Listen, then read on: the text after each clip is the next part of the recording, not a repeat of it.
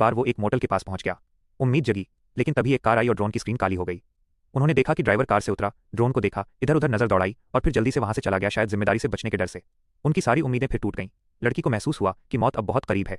तभी उसे सहेली का आधा चेहरा भयावह रूप में दिखा। तभी सच्चाई सामने आई, जब सहेली बैग लेने गई थी तभी उसकी मौत हो चुकी थी।